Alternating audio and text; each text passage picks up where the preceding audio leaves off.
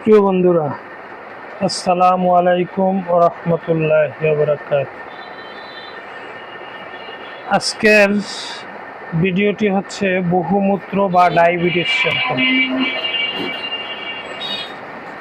বহুমূত্র ও ডায়াবেটিস রোগীদেরকে আমি হোমিওপ্যাথিক দুইটি মেডিসিন দিয়ে ইনশাআল্লাহ আল্লাহর রহমতে চিকিৎসা করেছি এবং তারা আমার জানা মতে এখন ভালো আছে। এই ব্যাপারে ইনশাআল্লাহ ভিডিওতে বিস্তারিত থাকবে, আপনারা পুরো ভিডিওটা দেখবেন।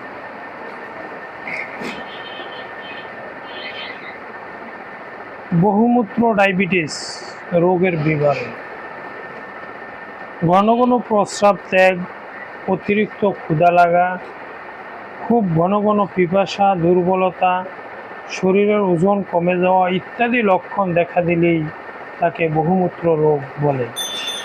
ইহা প্রধানত দুই প্রকার, যথা মধুমেহ ও মূত্রমেহ। প্রস্রাবে শর্করা থাকিলে তাহাকে মধুমেহ বা শর্করা না থাকিলে তাহাকে মূত্রমেহ বলে। ইহার বিশেষত্ব, অলস যারা ব্যায়াম বা শারীরিক পরিশ্রম করে না, মস্তিষ্ক চালকগণই এই রোগের অধিক আক্রান্ত হয়। বংশগত কারণেও এই রোগ হইতে পারে। অধিক পরিমাণে চিনি বা মিষ্টি দ্রব্য আহার, অতিরিক্ত স্ত্রী সহবাস, স্নায়ুমণ্ডলীতে আঘাত, অতিরিক্ত দুঃখ, চিন্তা আরও বহুবিধ কারণেই এই রোগ জন্মিতে পারে। এখন বহুমূত্র বা ডায়াবেটিসের হোমিওপ্যাথিক বেশ কয়েকটি মেডিসিন আছে। এই মেডিসিনগুলো সংক্ষেপে একটু আলোচনা করব। যদি আপনি মনোযোগ সহকারে শোনেন, ইনশাআল্লাহ আপনি এই ওষুধগুলা ডাক্তারের পরামর্শক্রমে সেবন করলে আশা করি সুস্থ থাকবেন।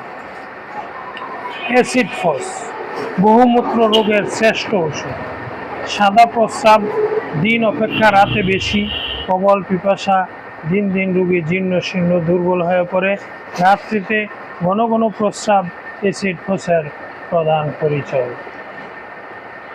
সিজিয়াম জাম্বু, এই ওষুধটি দিয়ে আমি নিজেও এই ওষুধটি সেবন করে আজ 4 বছর যাবৎ ইনশাল্লাহ আমি সুস্থ আছি।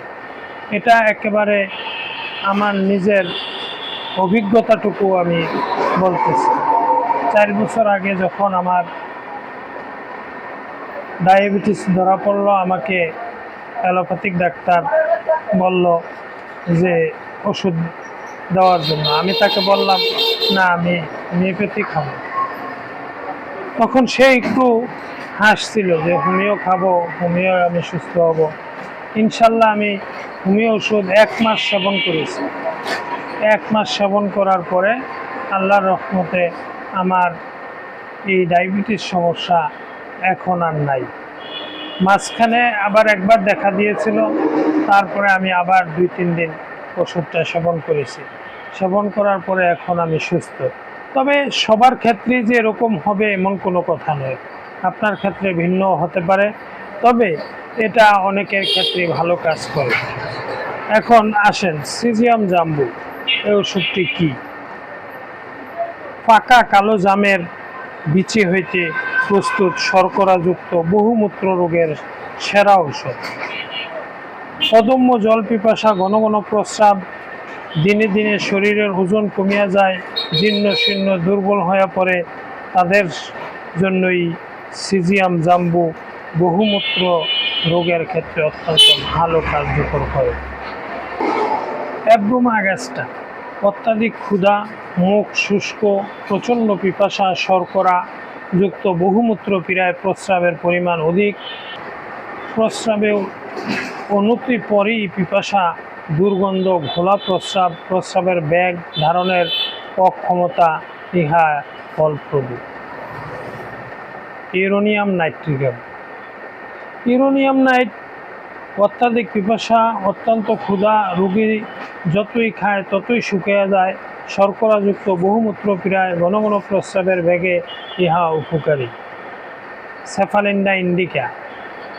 এই সেফালিন্ডা ইন্ডিকা ওষুধটা আমি সেবন করেছি সিজিএম জাম্বুর সাথে, এবং এই দুইটা ওষুধ আমি সেবন করি আল্লাহর রহমতে। ইনশাল্লাহ আমি নিজে সুস্থ আছি। আপনি ডাক্তারের পরামর্শক্রমে এই দুইটা মেডিসিন ব্যবহার করে দেখতে পারেন। বহুমূত্র পীড়ার উৎকৃষ্ট ঔষধ হচ্ছে সেফালিন্ডা ইন্ডিকা।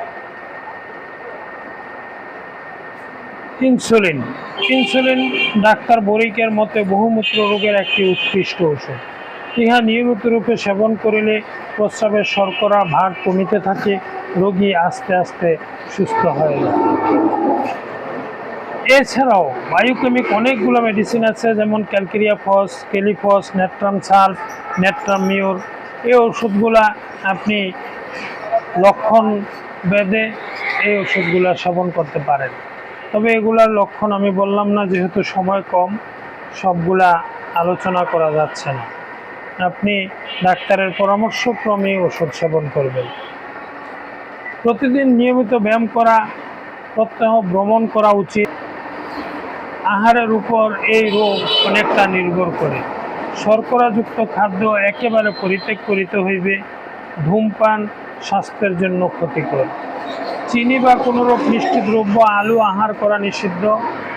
নতুন চাউলের ভাত, অধিক মিষ্টি ফল খাওয়া পরিত্যাগ করিতে হইবে। প্রত্যহ কিছু টক জাতীয় ফল খাওয়া ভালো। আটা রুটি, পাউরুটি, মাখন, তোলা দুধ, মাছ, মাংস, ডিম অল্প করে খাওয়া উচিত।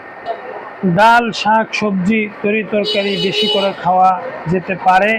জল প্রচুর পরিমাণে পান করিবে। ভাত মধ্যাহ্নকালে একবেলা যত কম খাওয়া যায় ততই ভালো। বহুমূত্র রোগ প্রায় একেবারে আরোগ্য হয় না। বহুমূত্র রোগ প্রায় সময় একেবারে আরোগ্য হয় না, এটা সত্য। এটা ইনশাল্লাহ আপনি ওষুধ সেবন করলে সুস্থ থাকতে পারেন।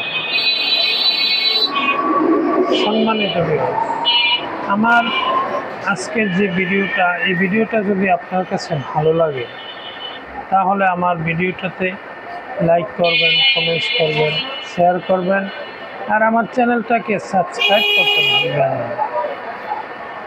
যারা আমার চ্যানেলটাকে সাবস্ক্রাইব করেছেন এবং যারা আমার ভিডিও দেখে লাইক করেন, কমেন্টস করেন, সকলকে ধন্যবাদ। আবারও আন্তরিক মোবারকবাদ জানিয়ে শেষ করছি। দেখা হবে অন্য আরেকটি ভিডিওতে।